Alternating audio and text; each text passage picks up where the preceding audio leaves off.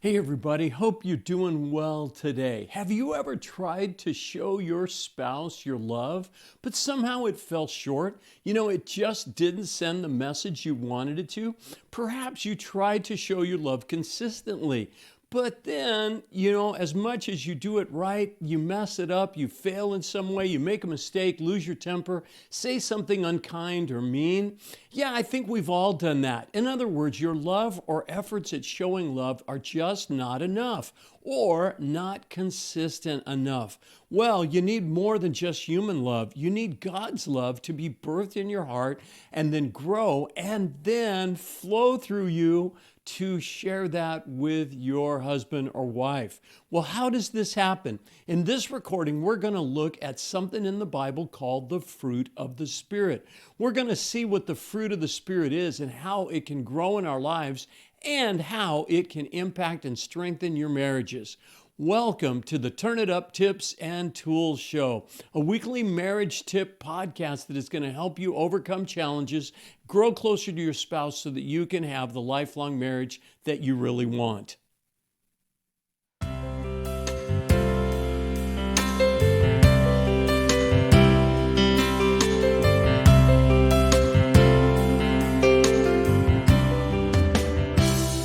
I'm Coach Kelly, pastor, police chaplain, marriage coach, and author of the book, Turn It Up, How to Have the Lifelong Marriage That You Really Want.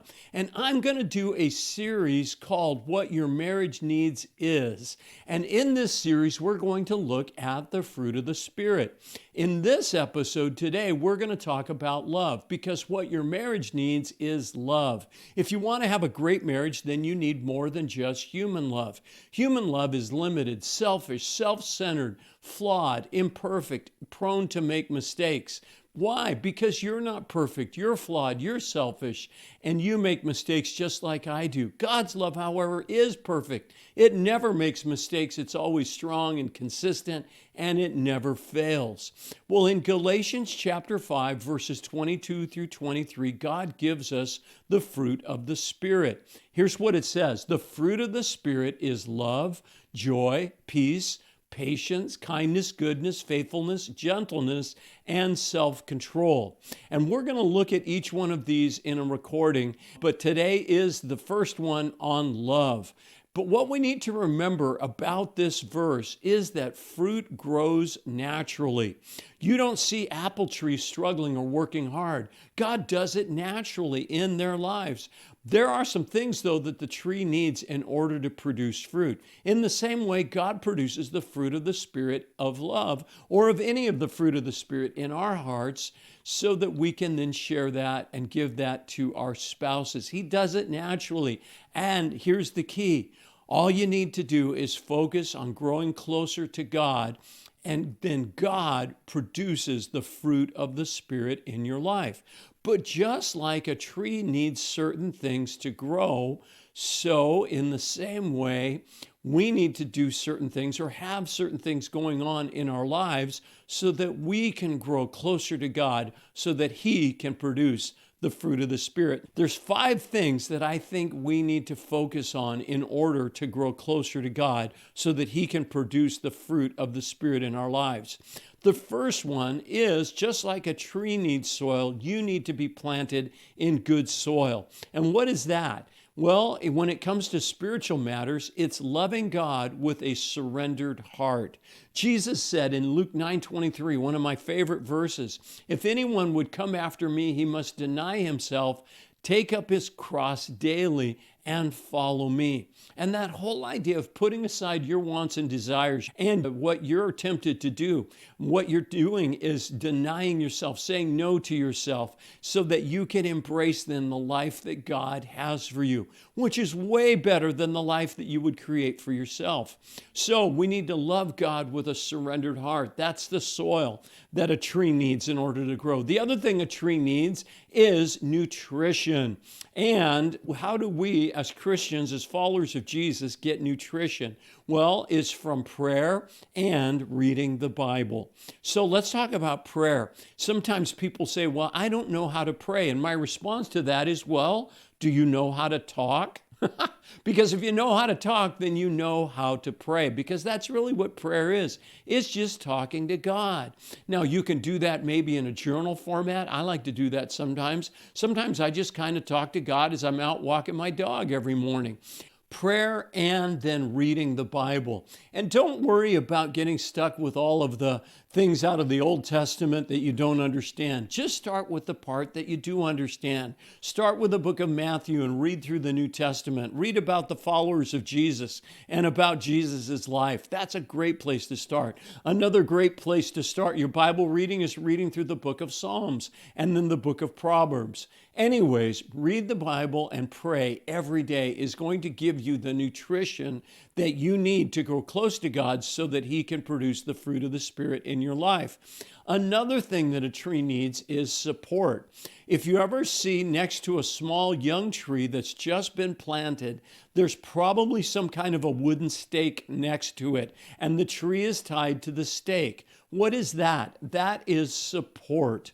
And just like that young tree needs support, we need support as well, not just when we're young and newly starting out following Jesus, but every day of our lives. The way we get support is through involvement in a local church, through a small group perhaps, and then help from a mentor or a coach or a pastor, or perhaps even a therapist.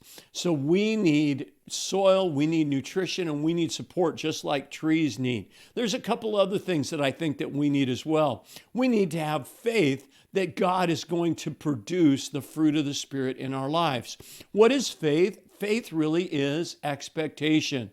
So ask God to produce the fruit of the Spirit in your life. Ask Him to give you a more loving heart.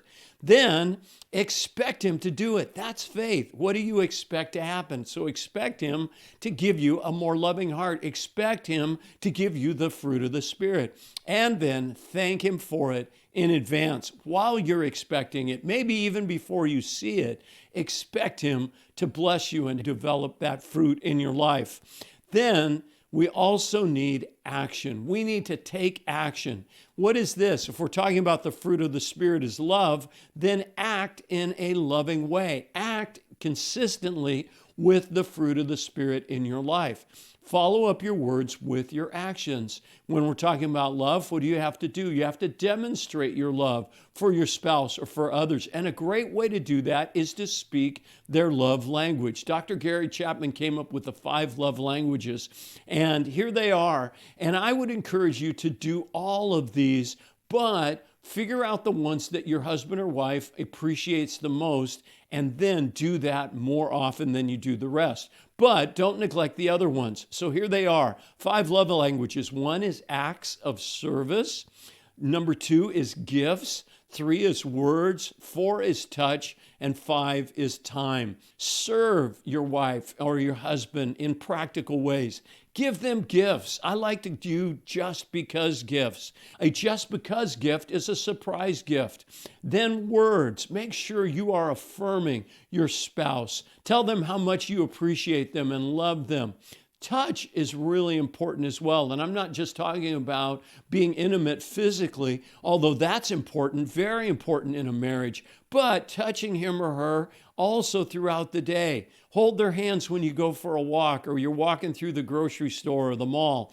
You know, maybe put your arm around her or give her a hug sometimes. Touch is very important. And then the big one is time. This takes a lot of sacrifice because I know our lives are very busy, but you know what? As you demonstrate your love to your spouse, God is going to give you more love because He's going to produce in you the fruit of the Spirit. So don't struggle in your marriage. Instead, surrender it to God and focus on growing closer to Him. Then let God produce the fruit of the Spirit in your life. Hey, well, that's it for this episode of the Turn It Up Marriage Tips and Tools Show. For more on how to have a great marriage, I encourage you, I invite you to get a copy of my book, Turn It Up, How to Have the Lifelong Marriage That You Really Want. And if you'll go to turnitup.coach/75 and enter the word free in the checkout box, I will give you a free digital copy. Or you can also get a paperback paperback copy for 75% off. And if you found this recording helpful, please like, comment, and if you're watching this on YouTube, hit the subscribe button and get notified when I post a new episode. Well, may God bless you and may God bless your marriage. Bye-bye.